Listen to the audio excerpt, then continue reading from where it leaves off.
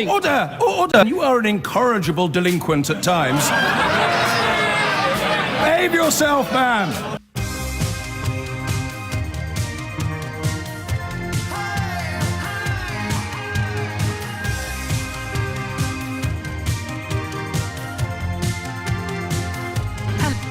I want to talk this hour about whether the experience of being a British Muslim or a Muslim in Britain these days is regarded properly in as much as are people listened to when they say that they are the victim of discrimination because they're Muslim? Are people listened to when they say they are discriminated against because they wear a hijab, or whether it's in employment terms, in abuse on the street? That, you know, we use the word Islamophobia quite a lot, don't we, to cover a whole set of issues, and it's wrongly used sometimes as well, it seems to me. And now the Runnymede Trust, which is an independent race equality think tank, has come up with a suggestion as to how we might better look at what Islamophobia actually means and what the experience of being a Muslim in Britain is like. They talk about anti-Muslim racism, anti-Muslim discrimination, because they feel it helps to better describe what is happening to some Muslims in this country. I thought it was interesting yesterday when we had the conversation about the Tesco ad and the Muslim family celebrating Christmas in the Tesco ad. What I liked about that conversation with you during that hour was it was a whole different way of communicating about Islam and communicating about the Muslim experience in Britain. It wasn't about the politics of terror. It wasn't about Islamic State. It wasn't about the headscarf. It was about society. It was about neighbourhoods. It was about neighbourliness. It was about friendships with people who aren't the same as you. And I really enjoyed the conversation for that reason. But do you believe that discrimination against Muslims in this country is a couple of things, really? Properly described, to start with, because if we don't name it properly, we won't tackle it properly.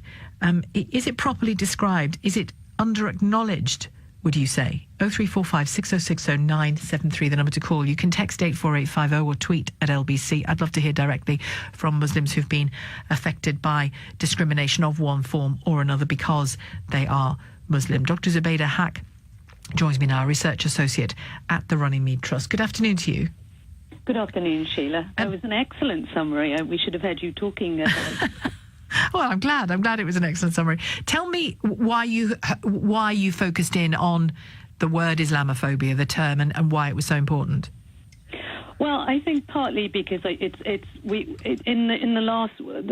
wrote a report in 1997 introducing the term Islamophobia because we thought it was an issue then. But in the last 20 years, in the intervening 20 years, so much has happened, of course, in relation to Islamist extremism, in relation to the terrorist threats in England, in relation to British Muslims growing and so on, that we thought actually it's changed so much in the nature of the prejudice, in the nature of the discrimination. The British Muslim community has grown so much more. We have so much more new data that actually we needed to revisit it. And we needed to define it as anti-Muslim racism because we feel at the moment so many critics have used the term Islamophobia to discriminate and to disadvantage Muslims, to be prejudiced against Muslims, because what they argue is we're not being racist against Muslims, we're not being Islamophobic against Muslims, we're simply criticizing the ideas and beliefs of Islam. And that was the problem with the word Islamophobia on its own, that it misled many people to think that actually it's a perfectly legitimate criticism of the religion. So you can, of course you can criticize Islam, of course you can criticize Muslims. I mean, you know, of course you can. And that mustn't amount to Islamophobia. Sorry. It must not be an... I mean, I think people misunderstand that there's an enormous diversity of Muslims. You know, different ethnic groups, different nationalities. We've got Arabs, we've got Africans, we've got South Asians. And so even within those groups, you know, there's massive discussion about Islam and about the ideas and beliefs. So, I mean, in that sense, yes, absolutely.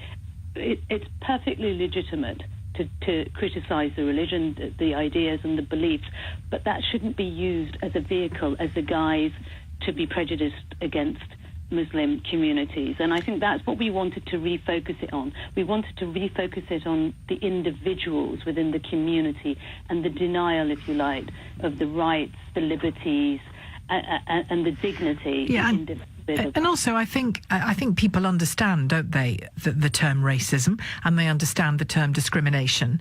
It's why I often think homophobia is an inadequate term, in the way that I think you're right in saying that Islamophobia is sometimes an inadequate term, and sometimes it's weaponized, isn't it, to sort of mischievously. People focus on the phobia, but which suggests that it's an irrational fear. But actually, even with homophobia, as you rightly point out, Sheila, that really what it refers to is the negative attitudes and the actions that result in discrimination against which in some cases is based on fear of something you don't understand, or that there's sense in the word phobia there, but it's often just based on aggression and hideousness. Absolutely, microaggression. I think a lot of the time with discrimination, people use, if you like, cultural pathologies to demonize a group, and they say, well, it's because I don't understand that group, and it's because that group does slightly different things from us. But difference and diversity is perfectly acceptable. It's what makes us human. What makes us interesting to each other. It's why sometimes you get marriages with completely different individuals. Like, that should be perfectly acceptable. But I think what's happened in the last 20, 30 years is we've become, if you like, a lot more intolerant. And what used to be colour racism in the 60s, 70s and 80s has now turned much more into cultural racism. And that's why we thought it's really important to focus Islamophobia into anti-Muslim racism, because it's part of a broader debate about racism in society. One of the issues we have at the moment is there's been so much emphasis with Muslims, so much of looking at Muslims through the lens of extremism and sort of violent extremism. And rape gangs. I'm seeing a lot of rape gang texts coming in now. And the grooming. Absolutely. There's been so much of the emphasis on the cultural pathologies of that group that actually we've forgotten that racism has an enormous impact on everyday life, of black and ethnic minorities. So just to focus for a moment on, I won't read all of it because it's pretty grim, but to focus on that kind of text and tweet that I'm talking about, where people are talking about, of course we're Islamophobic, of course we're afraid of them, they're rapists, and why don't you talk about being a white girl in a predominantly Muslim area? That kind of text and tweet is coming through.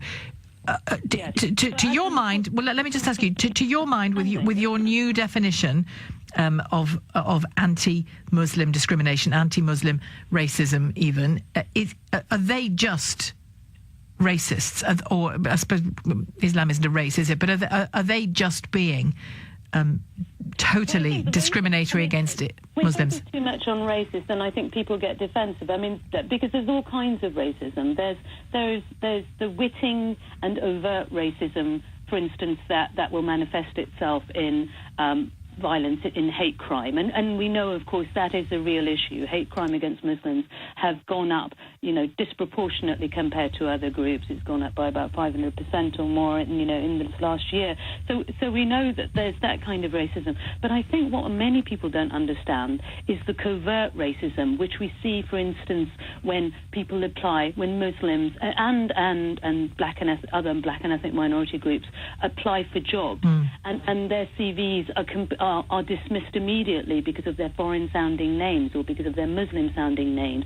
We've got that kind of covert discrimination, but we've also got and racism. But we've also got what I call unconscious racism, which is that people don't necessarily realise that they have stereotypes, that they have assumptions about different ethnic and racial groups. But it shows in their everyday decisions.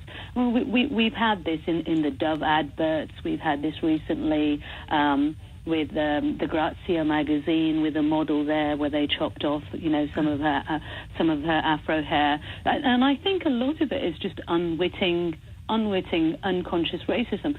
But that doesn't mean it doesn't have a real impact on people's lives. And do you say, for example, that access to things like healthcare, access to certain aspects of education, access to certain jobs and careers, that there is systemic anti-Muslim action going on in there? And it's not just me saying it. We have studies after studies. We have done, there's been studies for the BBC, there's been studies for the government, there's been academic studies where they've done field experiments where they have shown that when they send identical CVs, one with a sort of a British-sounding name and one with a Muslim-sounding name or a sort of a foreign name, if you like, the one which has a white British-sounding name is much more likely to get interviews, is much more likely to be picked out. And so we've got studies that demonstrably show that there is discrimination,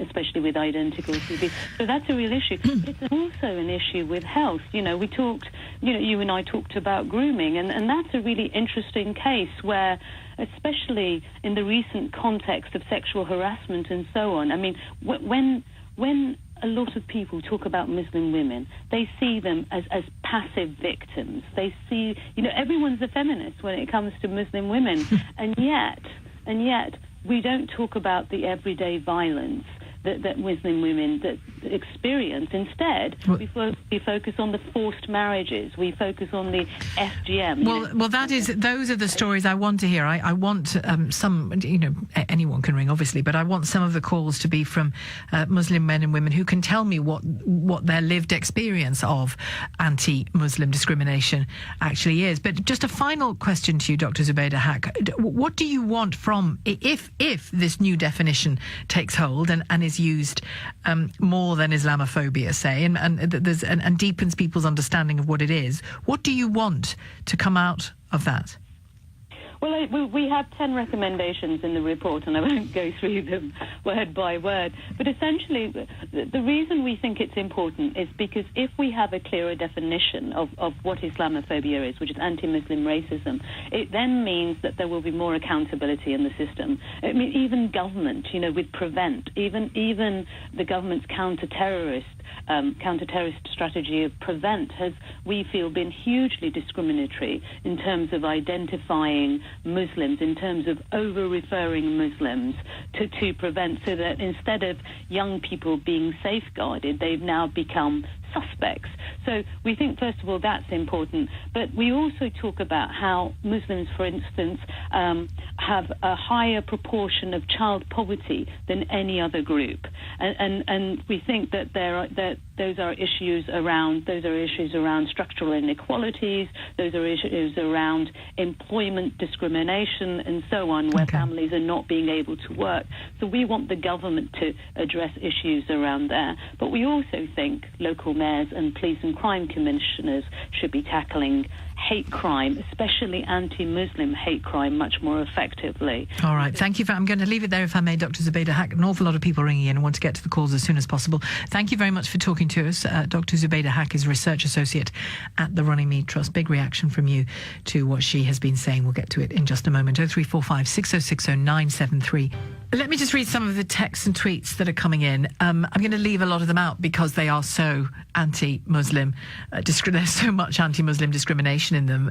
Of course, you can have a view on Islamist terror. Of course, you can have a view on the number of Muslims in this country. Of course you can.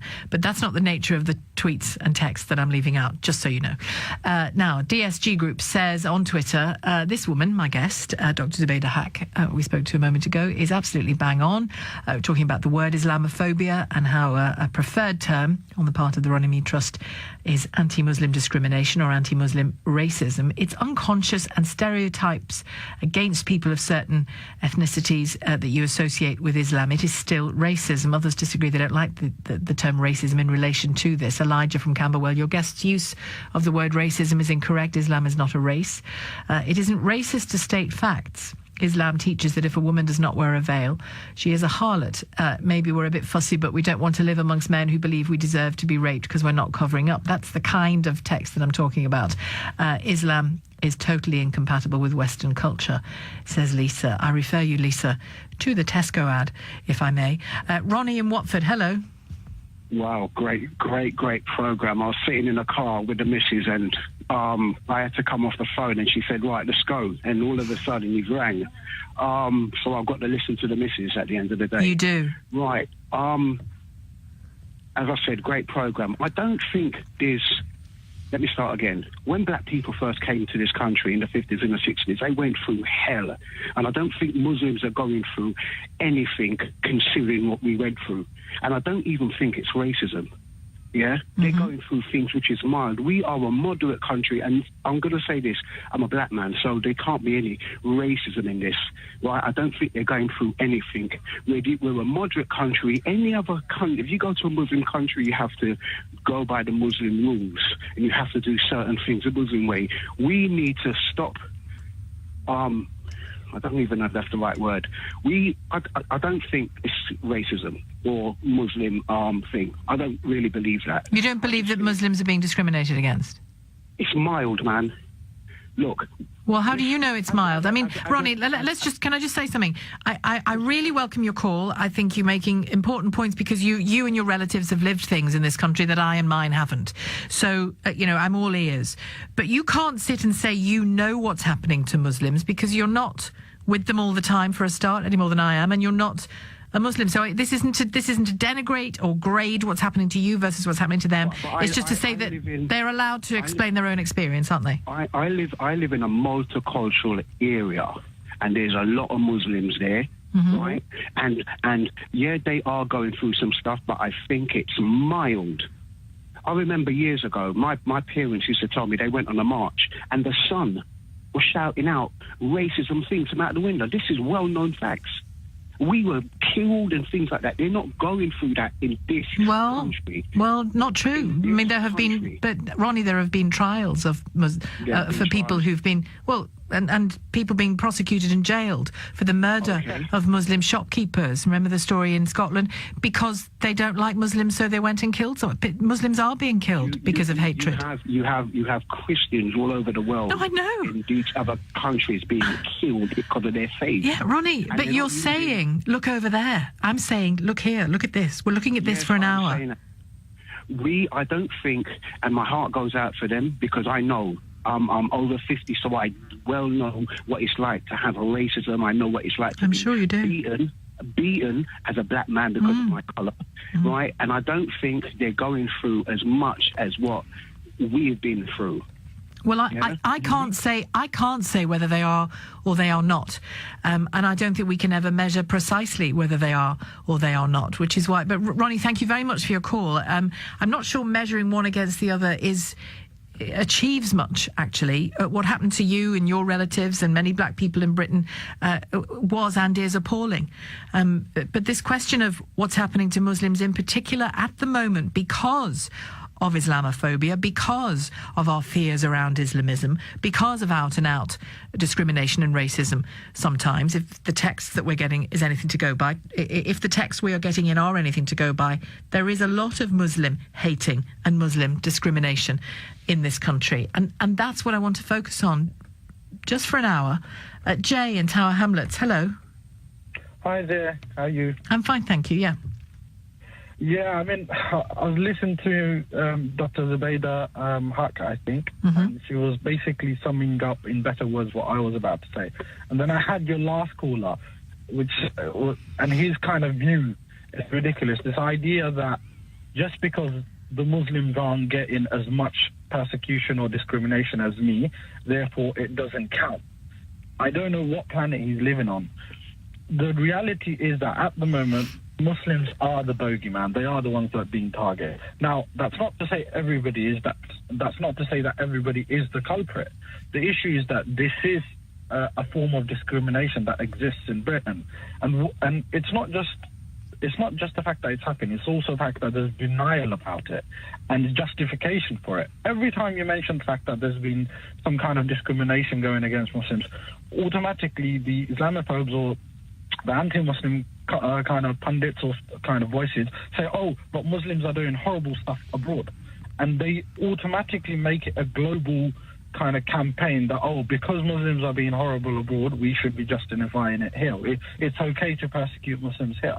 And examples like this are used by a lot of anti-Muslim pundits. You'll see it in radio programs, you'll see it in news journalism, you'll see it on, activists that we have who go around and study Islam in a way that is incorrect, and they become like all of a sudden scholars. I've worked with Muslim scholars, and they've spent decades trying to explore and understand the Islamic faith. It takes decades to actually understand it, whereas you get these anti-Muslim activists that read one book about it, and often it's an incorrect book, one that even Muslims disagree with, and they take that and say, oh, look, the Muslims hate us. They deserve this. We need to watch them. We need to punish them. And this concept of denial and justification is what is actually permitting it. And the typical example is if you say, oh, this is Islamophobic, the first response is, oh, Islam isn't a race, therefore it's justified. Nor is black. Black isn't a race. A black man from Brazil and a black man from Africa do not have the same culture. They don't have the same language. They have the same colour sometimes, yeah. Yeah. So it's just the skin color. But the point is, if you discriminate someone against a cultural issue or xenophobia, due to xenophobia, it's still racism. So I think a lot of the Islamophobes and the racists, they don't understand that just because something has phobia at the end of it doesn't mean it's a medical condition. They say, oh, a phobia is an irrational fear of Muslims. But fear of Muslims is not irrational because they are dangerous. That's the justification for it. Jay, thank you for your call. Thank you for your call, Jay, because an awful lot of people ringing in, and you won't get on air, are just ringing in to berate Muslims, which is wrong. You know, feel free to berate a particular Muslim, like the one that plants bombs or the one that committed another crime, fine. But Muslims generally, excuse me, not on. You won't get through, so don't bother calling. Keith in Durham, hello. Hi there. Fire away, Hello? Keith. I'm having a small coughing fit, so you fire away. Oh, hi there. Okay. Save me from myself, Keith. That's cool. I just heard you not long before say everybody knows what racism is. And I was a bit confused that, Islam and race are being talked. I think one of your other callers mentioned this and said, it's not a race. And I know for a fact it's not, because I've seen Muslims, in Bosnia, I've seen them in Iraq and Afghanistan, and they all look very different. So that's job one. They are not, it's a belief system. It isn't a skin colour or, shape of nose, eyes, etc. But I'm going to be totally fair with religion here and tell you that it's all utter nonsense. And it has spent the best part of 2,000 years trying to convince everybody that a man lives in the sky. Okay, well, that's a discussion for another day, I think, Keith, that last bit. But thank you very much for your call and helping out while I was coughing. 0345 6060 973. I want some Muslim people to ring in and counter, if you would, the claim that actually it's okay being Muslim in the UK at the moment, that there are no problems, that you're not being looked at oddly in the street, that you're not being attacked, that you're not being denigrated in any way. I know from the experience of friends of mine who are Muslim that isn't the case, that there is a change in how they're treated in public life, that there is a change. But if you say there isn't, give me a call. If you've experienced directly anti-Muslim discrimination or racism, let me know what happened to you. Answer those people who are saying it's nothing really. Can I just be clear? Bunny G, I think is the name of this individual on Twitter, says, Sheila's just said if you call to criticise Islam, you won't get on. That isn't what I said. I said if you call to be just out and out discriminatory against Muslims, you won't get on. You can criticise Islam till you're blue in the face, as far as I'm concerned, and we can argue that through. But you can't ring just to be discriminatory against all Muslims, just because you feel like. Dead simple, really. Yasmin in Marlow, hello. Oh, hello. Hi. This is really cool, by the way. But anyway, I'm... What, being on the radio or the discussion? Yeah, I've been on the radio. Well, you're very welcome to the radio. Yeah, thank you. So I'm 23 and I'm born and bred here. I'm half English, half Pakistani.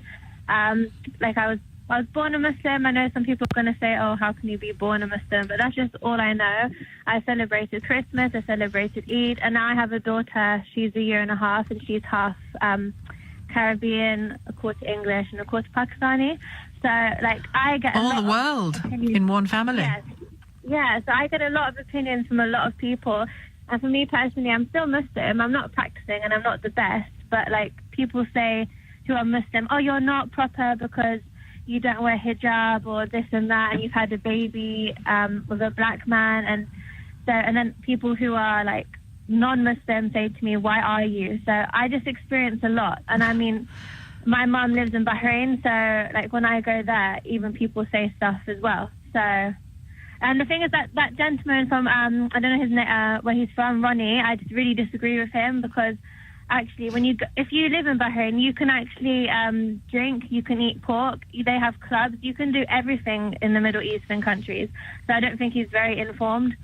But yeah, that's what I wanted to say. No, it's interesting that you hear it from all sides. So you get racism from all sides and discriminatory comments from all sides.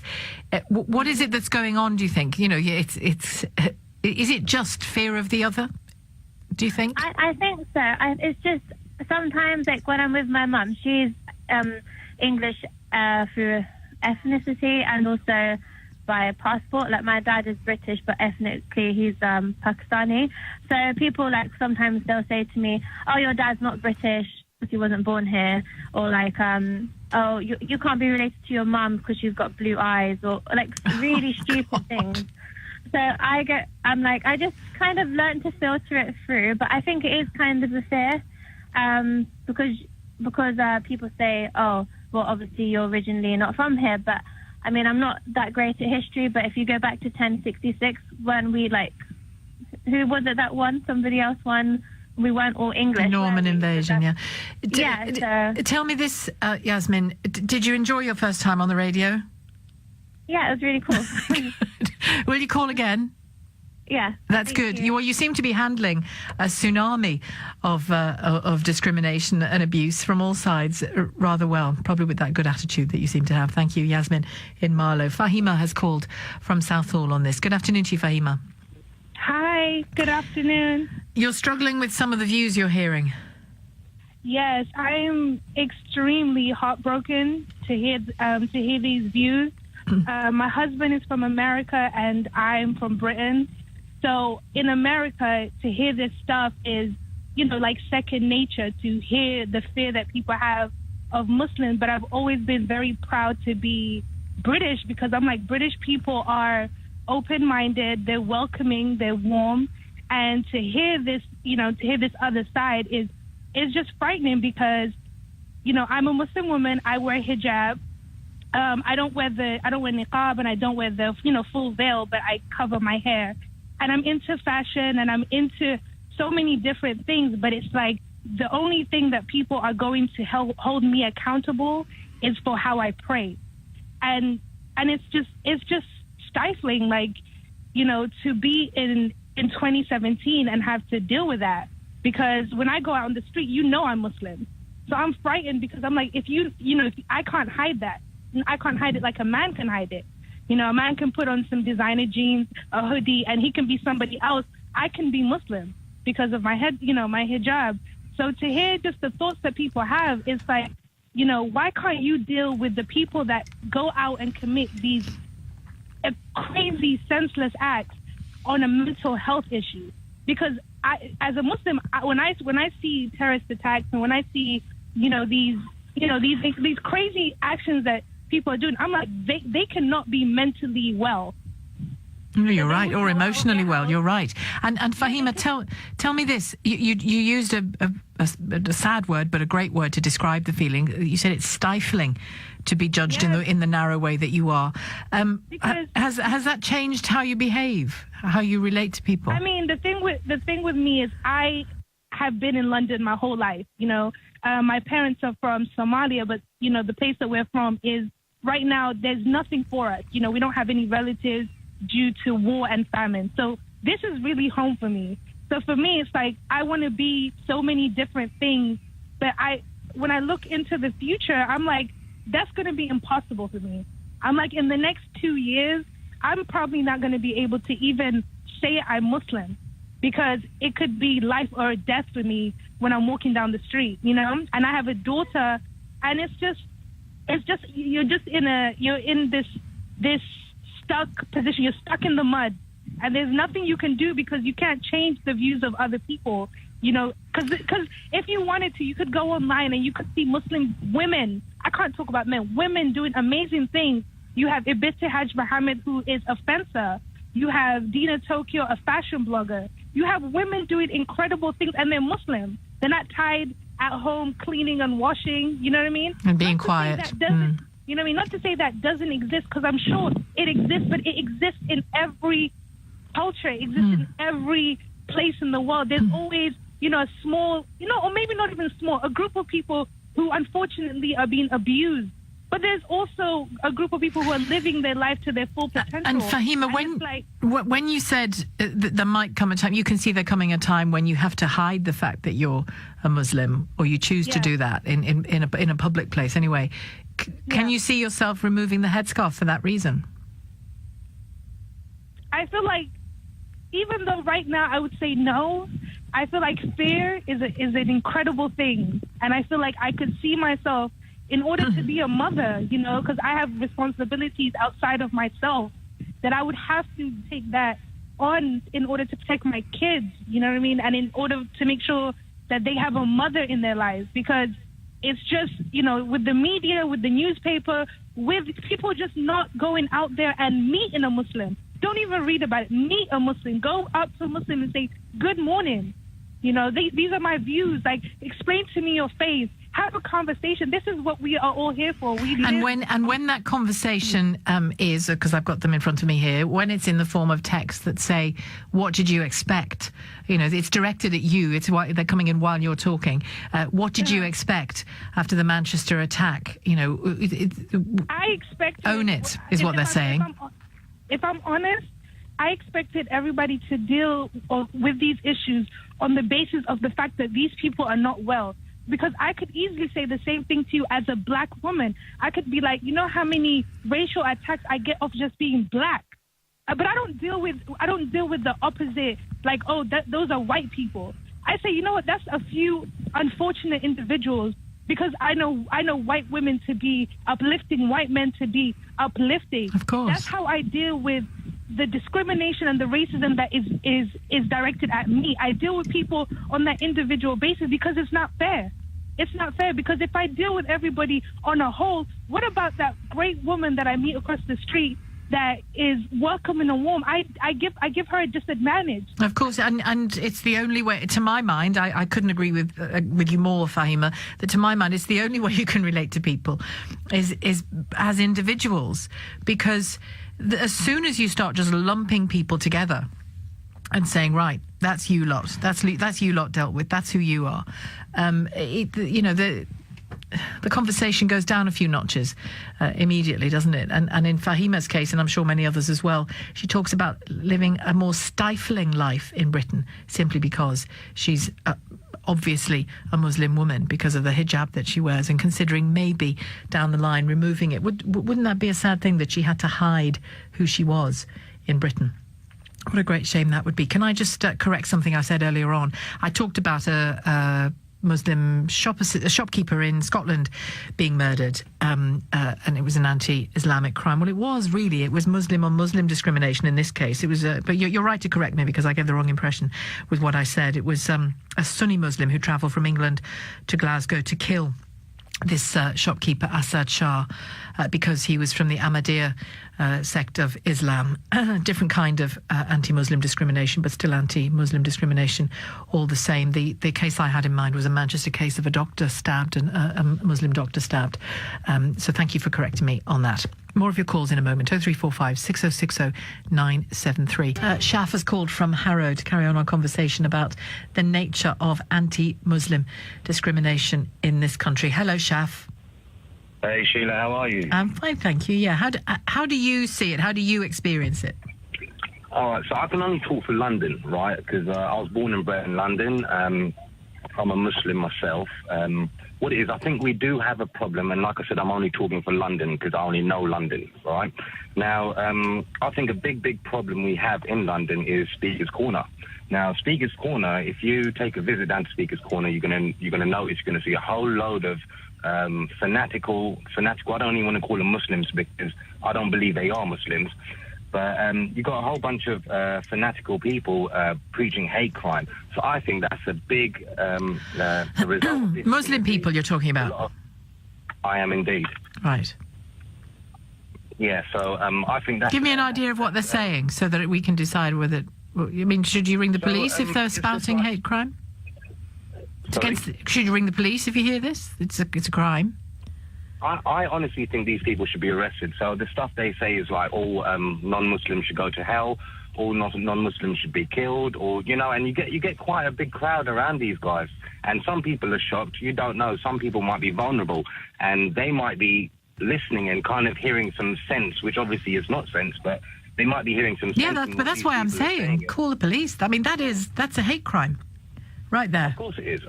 But that's the thing with Speaker's Corner. Everyone's got a right to say what they want without but they getting arrested. No. Speaker's Corner does not protect you from the law. Sheila, if you go on YouTube, right? If you go on YouTube and you're going to actually see videos, right, on actually what people say, what these fanatical people say on in Speaker's Corner, and you'll be shocked. Honestly, you'll be shocked at what they say and getting away with this stuff. And you can see these people's faces on video. They're not blurred out, and they're there, and they're preaching hate crime. Well, I'm going to do it now. I'm going to go down and have a listen. Yeah. Also, I believe there is racism. I've not encountered anything myself, right? So after 9/11, so these terrorists, from whatever country, whatever background they're from, like I said, I'm not going to call them Muslims because I don't believe they're Muslims. They might say they believe in Allah and whatnot, but I don't believe they're Muslims. They're a completely different religion. So after 9/11, right? When I used to live with my family, we live on a road which is like Jewish, Hindus, Christians. I don't think there's any Buddhists, but we got Muslims and whatnot, right? So it's really, really nice. Everyone gets along. It's a nice little friendly area. As soon as 9/11 happened, my mum was walking, or she was actually in the car, and she got a couple of people threw stones at the car just because my mum was wearing a veil, right? And obviously they identified that she was a Muslim, right? So, I'm going to sound a bit strange, but I don't blame the public for I don't know, pointing a finger, because a lot of stuff's happened in this country since, right? Which obviously the public, the public wouldn't agree with. But I wouldn't be too soft on people who would throw stones at a woman in the car simply because she's wearing a hijab. Because you can't look at a Muslim and think bound to be a terrorist, because that is not sensible. Sheila, I'll be honest with you. Yeah, my mum's the most dearest person in the world. Like she invites all the neighbours over. Like I said, we got Jews, we got Christians, everyone. Mama, have you seen that movie, The Craze? I haven't seen it, no, but I know the one you're talking about. Yeah. The mother in The Craze, she like invites everyone over. Any tea boys? She's that type of I wouldn't use her as the yardstick for motherhood. But anyway, you got this heavenly bird who's driving down peacefully. She's open to everybody. But then you got the random public chucking stones at her. So that is, I'll say that is racism. Do you know what I mean? And the only bit of racism I've encountered in London myself is from the so-called Muslims. I've not encountered it from Christians, not Hindus, not Jews. No one. I've encountered it from the so-called Muslims. I'm a Shia. What do you mean so-called? Do you mean the people who are espousing Islamist violence? The people who going around preaching hate crime. I'm a Shia, right? And if you hear what these fanatical people say, the Shias, the smallest sects, right, in Islam, we're their worst enemies. Do you know that? We're their worst enemies. It's actually, they actually believe if you kill a Shia, you go to heaven. Believe it or not, I promise you that. No, I understand the Sunni Shia. So you face more. Well, hang on. Let me ask you. You face more aggro from them, from Sunni Muslims, do you, than from white British people? I wouldn't say Sunnis. I would say the fanatical Wahhabis. But they're like the brainwashed Sunnis. All right. Thanks, Shaf, for your call. Shaf in Harrow. Just want to read a couple of texts which have come in. Dulcie in Bermondsey says, I, as a white woman, have had Muslim men spit on the floor in front of me as they walk past. I've also had them almost run me down on crossings because they will not stop for me to cross. This is part of the problem. We keep feeding the idea that this is all one way when it comes to racism and discrimination, brackets hatred, says Dulcie. No, I think you're right. If that happens to you, that is racism and it is discrimination. If it's being done to you because you're a white woman. It's easy to say Muslims are going through nothing, says this anonymous text in London, when you're not on the receiving end of it. For the first time in my adult life, I fear for the safety of my family. My brother has had to anglicise his name so that he can at least get to interview level. We worry for my mother's safety because she dresses in a certain way. I've been accused of belonging to a cult that kills children by a colleague, and I'm one of the intercepted ones. I'm not quite sure what that means, says Anonymous in London. Adam in Queen's Park, hello. Hi there. Hi, you're a Muslim? Yes, I am. I just wanted to, right now it's quite difficult being Muslim. Forget in the UK, in Europe, we all heard about the anti-fascist, the anti-Islam demonstration that happened in Poland, where I think it was 60,000 people marched against Islam. And to be honest, how do I put it? We, as a Muslim community, we don't go around. I'm from Morocco, obviously North Africa, and in Morocco we all know that it was colonized by France, and even Algeria. Millions of Muslims were killed. But we don't blame all French people. Although in France you find that Muslims, they suffer the most. They suffer the most. If they were to apply for a job, they wouldn't get it. They have the lowly places in society, and they're continuously looked down upon. When I finished my degree, I done a criminology degree from Greenwich University, and when I applied for a job, I kept on getting continuously turned down because of my name. And, as Muslims, Muslims, we try to integrate with everyone. I think integration hasn't failed. It's people that have failed us. We Muslims, I used to work in a community center, and we worked with a lot of communities to stamp out, extremism and, these things that shouldn't have a place in our religion. But at the same time, we receive, we try our best to integrate. But, I find sometimes the Caucasian, the upper class, the middle class community, when they don't want you to. It's like they're afraid of us. Like, I'll give you an example. I go to the gym in Hammersmith. I live in Hammersmith, but I also commute because I have a house in Queen's Park as well. But when I go to the gym in Hammersmith, because obviously there's quite middle class people, and my appearance is of Mediterranean appearance. So when they look at me, they're like, they have that kind of, we're afraid of you. We're trying to work out who you are in a way. Adam, I'm going to have to leave it there. Thank you very much for your call and for all of your calls and texts and tweets.